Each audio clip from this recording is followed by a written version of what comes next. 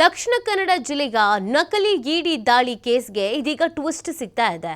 ಕೇರಳದ ಅಸಲಿ ಪೊಲೀಸ್ ಅಧಿಕಾರಿಗೆ ಪ್ರಕರಣದ ಕಿಂಗ್ ಪಿನ್ ಅನ್ನೋದು ಗೊತ್ತಾಗ್ತಾ ಇದೆ.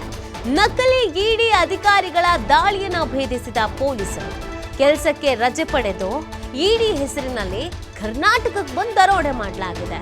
ತ್ರಿಶೂರ್ನ ಕೋಡಂಗಲ್ಲೂರು ಠಾಣೆಯ ಎಎಸ್ಐ ಶಫೀರ್ ಬಾಬ್ 40 ವರ್ಷದವರು ಇವರನ್ನ ಇದೀಗ ಬಂಧಿಸಲಾಗಿದೆ.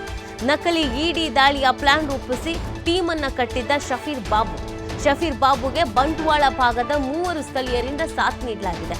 ದಾಳಿ ಬಳಿಕ ತನ್ನ ಪಾಲಿನ ಮೊತ್ತ ಪಡೆದು ಕೆಲಸಕ್ಕೆ ವಾಪಸ್ ಆಗಿದ್ದ ಶಫೀರ್ ಸದ್ಯ ಬಂಟ್ವಾಳದ 38 ವರ್ಷದ ಮೊಹಮ್ಮದ್ ಇಕ್ಬಾಲ್ ಹಾಗೇನೆ 27 ವರ್ಷದ ಪಡೀಲ್ನ ಅನ್ಸಾರು, ಹೊಳ್ನಾಡು ನಿವಾಸಿ ಸಿರಾಜುದ್ದೀನ್ ಬಂಧಿಸಿದ್ದಾರೆ ಪೊಲೀಸರು. ಬಂಧಿಸಿದ ನಂತರ ಏನೆಲ್ಲ ನಡೆದಿದೆ ಅನ್ನೋದ್ರ ಬಗ್ಗೆ ಮಾಹಿತಿ ಸಿಗಲಾಗಿದೆ. ನಿಜವಾದ ಪೊಲೀಸ್ ಅಧಿಕಾರಿಗೆ ಕೇರಳದವರು ಇವರು ಅಲ್ಲಿ ರಜೆ ಹಾಕಿ ಬಂದು ಇಲ್ಲಿ ದರೋಡೆ ಮಾಡಿರೋದು.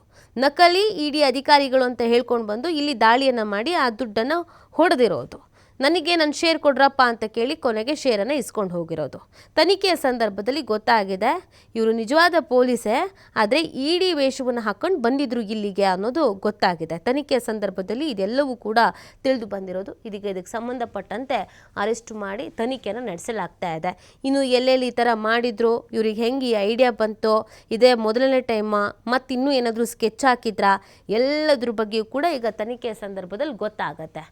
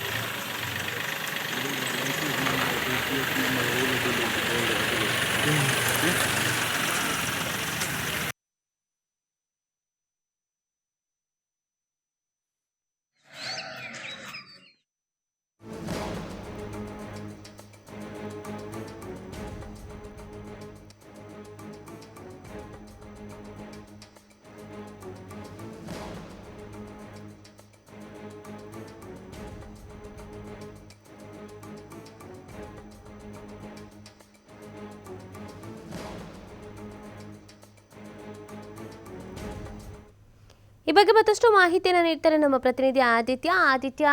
ಇದರಲ್ಲಿ ಪೊಲೀಸ್ ಅಧಿಕಾರಿ ಇದ್ರು ಅನ್ನೋದು ನಿಜವಾಗ್ಲೂ ಶಾಕಿಂಗ್ ಆಗಿರುವಂಥ ವಿಚಾರ.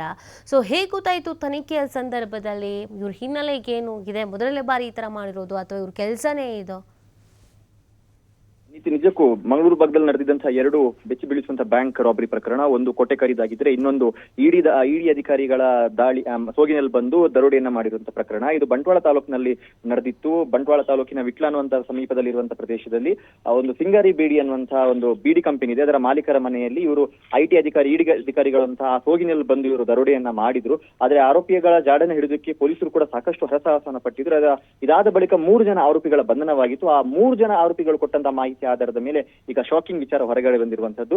ಇಡೀ ಈ ಒಂದು ದರೋಡೆ ಪ್ರಕರಣ ಏನಿದೆ ಇದರ ಒಂದು ನೇತೃತ್ವವನ್ನ ಕೇರಳದ ಒಬ್ಬ ಪೊಲೀಸ್ ಅಧಿಕಾರಿ, ಕರ್ತವ್ಯ ನಿರತವಾಗಿದ್ದಂತಹ ಪೊಲೀಸ್ ಅಧಿಕಾರಿಯೇ ವಹಿಸಿದ್ದ. ಈತನ ಈ ಒಂದು ಪ್ರಕರಣದ ಕಿಂಗ್ ಪಿನ್ ಕೂಡ ಆಗಿದ್ದ. ಕೇರಳ ರಾಜ್ಯದ ತ್ರಿಶೂರ್ ಜಿಲ್ಲೆಯ ಕೊಡಂಗಲ್ಲೂರು ಠಾಣೆ ಎಎಸ್ಐ ಆಗಿರುವಂತಹ ಶಫೀರ್ ಬಾಬು ಅನ್ನುವಂಥವನು ಈ ಪ್ರಕರಣದ ಕಿಂಗ್ ಪಿನ್ ಆಗಿದ್ದ. ಸೊ ಈತ ಇಲ್ಲಿ ಬಂದು ಎಲ್ಲ ಮಾಹಿತಿಯನ್ನು ಕೂಡ ಕಲೆ ಹಾಕಲಾಗಿತ್ತು. ಈತ ಕಲೆ ಹಾಕಿದ್ದ, ಇವನೇ ಎಲ್ಲ ಪ್ಲಾನ್ ಮಾಡಿದ್ದ. ಮತ್ತು ಪೊಲೀಸರು ಯಾವ ಆಯಾಮಗಳಲ್ಲೆಲ್ಲ ತನಿಖೆ ಮಾಡ್ತಾರೆ ಮತ್ತು ನೀವು ಯಾವ ರೀತಿ ಎಲ್ಲ ತಪ್ಪಿಸ್ಕೊಳ್ಬಹುದು ಎಲ್ಲ ಮಾಹಿತಿಯನ್ನು ಕೂಡ ಈತ ದರೋಡೆಕೋರರಿಗೆ ಕೊಟ್ಟಿದ್ದ. ಮತ್ತು ದರೋಡೆ ಯಾವಾಗ ನಡೆದಿತ್ತು ಸುಮಾರು 30 ಲಕ್ಷದಷ್ಟು ದರೋಡೆಯನ್ನ ಮಾಡಲಾಗಿತ್ತು. ಆ ದರೋಡೆ ನಡೆದ ಬಳಿಕ ಈತನ ಶೇರ್ ಅನ್ನ ಪಡೆದು ಈತ ಮತ್ತೆ ಪುನಃ ಹೋಗಿ ಆತ ಡ್ಯೂಟಿಗೂ ಕೂಡ ಜಾಯಿನ್ ಆಗಿದ್ದ ಅಂತ ಹೇಳಲಾಗ್ತಾ ಇದೆ. ಆತ ಕೆಲಸಕ್ಕೆ ರಜೆಯನ್ನ ಪಡೆದು ಮಂಗಳೂರು ಭಾಗದಲ್ಲೆಲ್ಲ ಬಂದು ಎಲ್ಲ ಬೇಕಾದಂತ ಬ್ಲೂ ಪ್ರಿಂಟ್ ಗಳನ್ನೆಲ್ಲ ರೆಡಿ ಮಾಡಿ ಸ್ಕೆಚ್ ಮಾಡಿ ಈತ ಎಲ್ಲ ಇವರಿಗೆ ಮಾಹಿತಿಯನ್ನ ಕೊಡ್ತಾ ಇದ್ದ. ಸದ್ಯ ಈ 3 ಆರೋಪಿಗಳ ಬಂಧನ ಏನಾಯ್ತು, ಇದಾದ ಬಳಿಕ ಈತನನ್ನು ಕೂಡ ಈಗ ಪೊಲೀಸರು ವಶಕ್ಕೆ ಪಡೆದಿದ್ದಾರೆ. ಯಾಕಂದ್ರೆ ಸ್ಥಳೀಯ ಮನೆಯ ಬಗ್ಗೆ ಗೊತ್ತಿದ್ದಂತ ಆತನೇ ಈ ದರೋಡೆಯ ಬಗ್ಗೆ ಮಾಹಿತಿಯನ್ನ ನೀಡಿದ ದರೋಡೆಕೋರರಿಗೆ.